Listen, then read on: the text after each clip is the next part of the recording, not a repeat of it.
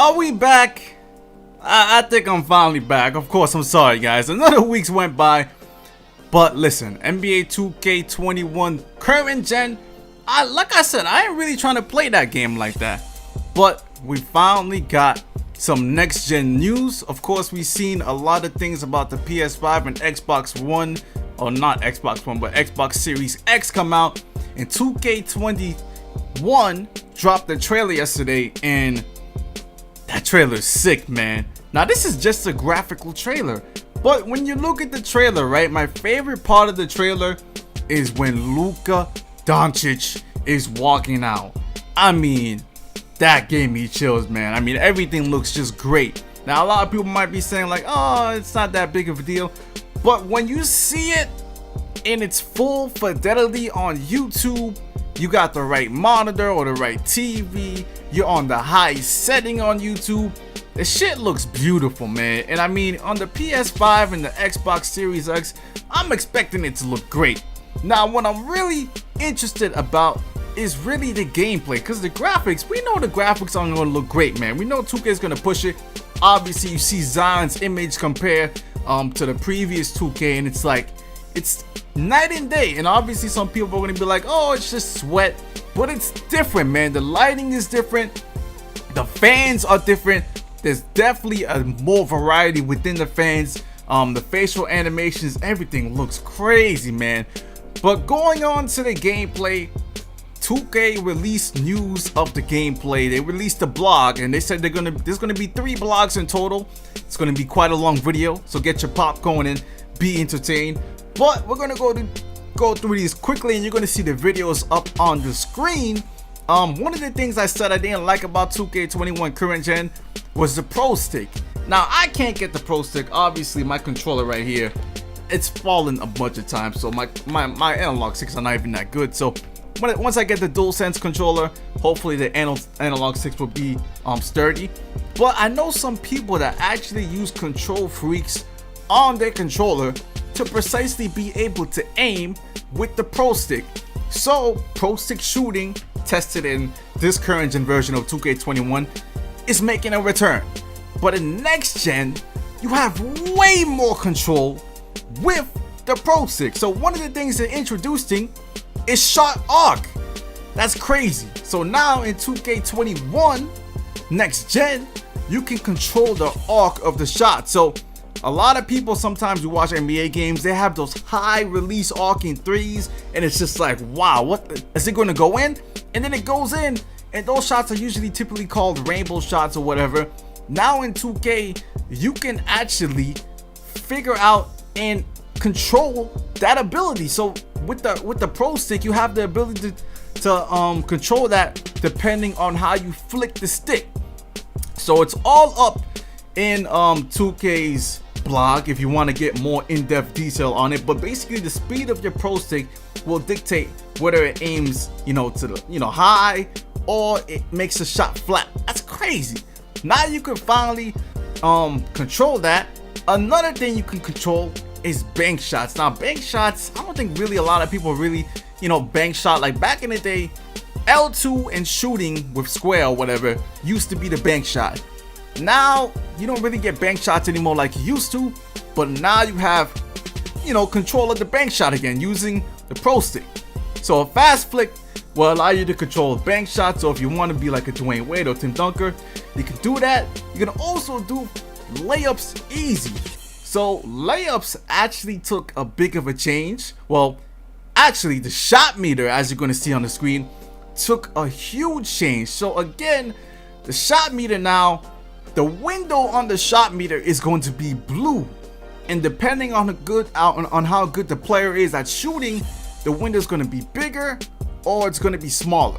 So another change, it's the same shot meter as current gen, but the color of the window is different. The window is going to move depending or be big or small depending on how good the shooter is. And then the excellent release bar in the middle is still there. So they said it's going to be a lot more bigger. It's going to be more seeable compared to, because the one in this current 2K is kind of small. So like I said, the shot meters window is blue. It's going to grow and shrink dynamically based on how good the shooter is. and the degree of difficulty of the shot and how well it's defended. So there's a lot of factors depending on how that window is. So let's say you're wide open, probably the window is going to be, and by the way, let's say you have a player on your court with dimer. Dimer definitely affects the window of the shot, especially if you're wide open. Like once you shoot it, the window gets very, very big. And I've noticed that while using LeBron James, who has Hall of Fame dimer, that when you pass it with LeBron James and someone's open or they catch the shot and then they shoot it, the window expands. So that's an interesting fact. Dimer is very important, man. But let's get on back to the next gen shot meter. You can change the way it looks again in the settings option. You can customize the shot meter, so that's good. Obviously they also changed the layup timing in next gen 2, so they're basically saying layup timing is something that many players have struggled to master. Every layup has a different release point, and you need good timing for layups, man. So basically 2K removed the layup timing in 2K. Basically, like for next gen, they were moving layup timing. So by default, layup timing is turned off. But if you want to turn it on and you want to risk it, but you also get an advantage if you know how to use it, you can do that. So this is an interesting thing that 2K has done, because I know I made a video and people were saying that when I shot layups, it would come up as NA, not applicable, because my shot timing for layups was off. So it was way easier to make layups when it was popping up as NA or I didn't have shot timing than when I did have shot timing, because shot timing of layups can be kind of iffy. It can be kind of good, but it can also be kind of iffy. And if you were using the shot stick, the pro stick, and you were able to do it right, you would get a lot of greens, or you would get a lot of crazy great layup animations. But 2K has completely made it default to not have layup timing. So I wonder how it's going to affect slashers and athletic slashers in the next game. I mean, because if you don't have any timing, now you're just taking layups. So I don't know how some of the badges are going to work. Like a badge like Pro Touch, which gives you a boost for having great layup timing, or the other badge that gives you or makes it okay for you to have bad layup timing. I wonder how that's going to happen.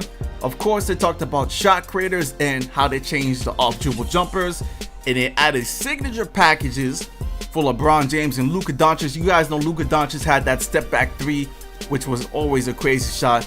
LeBron James also has a crazy step back game, and even last night we saw him do like a post fadeaway shot, which, even though every time I see LeBron take that shot, it looks like a bad shot or looks like a tough shot, which it is a tough shot, he really makes it. So I'm wondering to see how those shots are going to work in 2K21 next gen.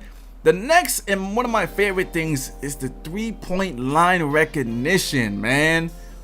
Thanks to next gen hardware, they're saying they were able to upgrade the kinematics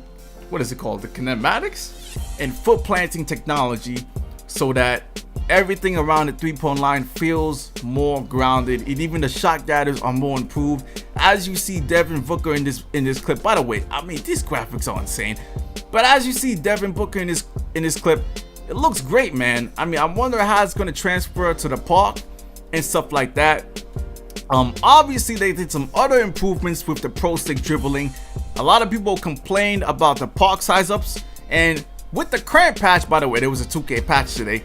With the current patch, if your tight handles is gold and below, anything below Hall of Fame, you won't have access to park dribbles. So if you don't want park dribbles, don't upgrade your tight handles to Hall of Fame. So in current gen, that's how they're fixing that. In next gen, they're saying that basically if you want to do a park dribble, you have to press, I believe it's R3, either R3 or L3, not really sure, I forgot. But other than that, oh, here it is right here. Park dribble move is now pulled up by clicking L3 are now tied to a Hall of Fame tight handles badge. So the same thing right here is what's going on in current gen. If you want the park handles, you have to have Hall of Fame tight handles. So that's how they try to solve that problem. But it was something a lot of people were complaining about. Now they also changed the triple threat in the game, upgraded the passing a little bit, which I would like to see because a lot of people don't really do bounce passes, but players like me, I love the bounce pass, man. I mean, I think the bounce pass is a great pass in certain situations. So they're saying that 2K has made some improvements to the bounce pass. Also, you're able to throw bounce alley oops. Ooh, I want to see how that works, man. That would be lit.